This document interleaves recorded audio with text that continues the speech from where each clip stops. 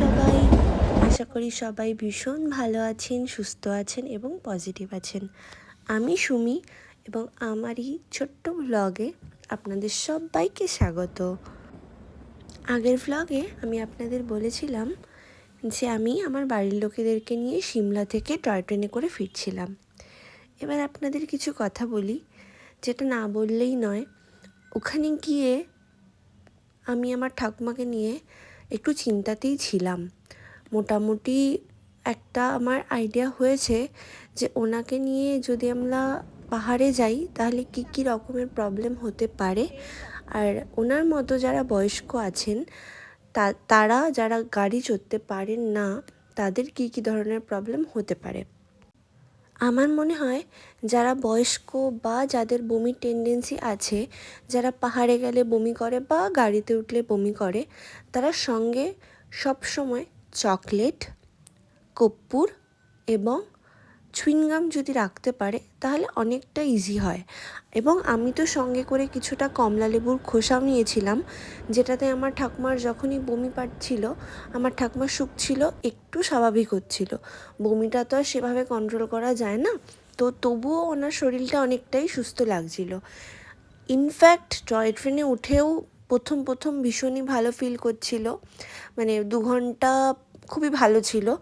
তারপর থেকে আবারও টয় ট্রেনে উঠেও কিছুক্ষণ বসার পরেও যেহেতু আঁকা বাঁকা রাস্তা ধরে যাচ্ছিল, তো একটু মাথা ধরছিল।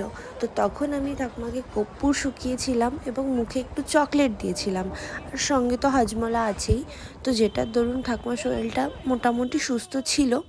তারপরে আমরা সবাই আনন্দ করতে করতে টয় ট্রেনে চারিদিকে দেখতে দেখতে মোটামুটি আনন্দ করতে করতে আমরা ফিরছিলাম আমাদের গন্তব্যের দিকে।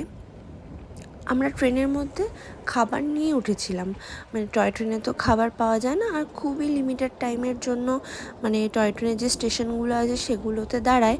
তো আমি কতটা কি পারবো কি না পারবো নিজের ওপর অতটা কনফিডেন্স ছিলাম না, আর তার সঙ্গে সবাই একটু বয়স্ক, সেই কারণে একটু চিন্তাও হচ্ছিল যে আদৌ আমি দৌড়ে গিয়ে জিনিসটা নিয়ে আসতে পারবো কি না।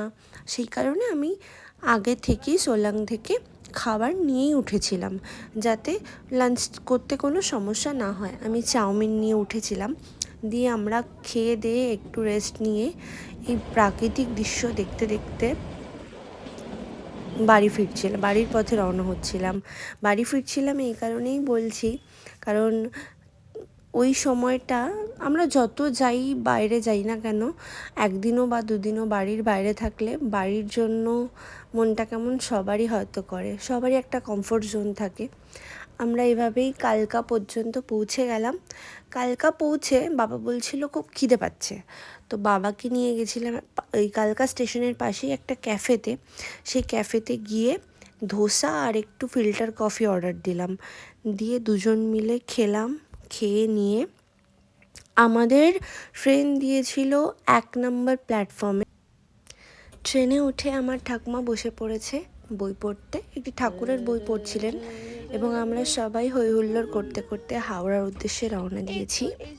ভিডিওটি ভালো লাগলে একটা লাইক করে দেবেন, চ্যানেলটি সাবস্ক্রাইব করে দেবেন। টাটা।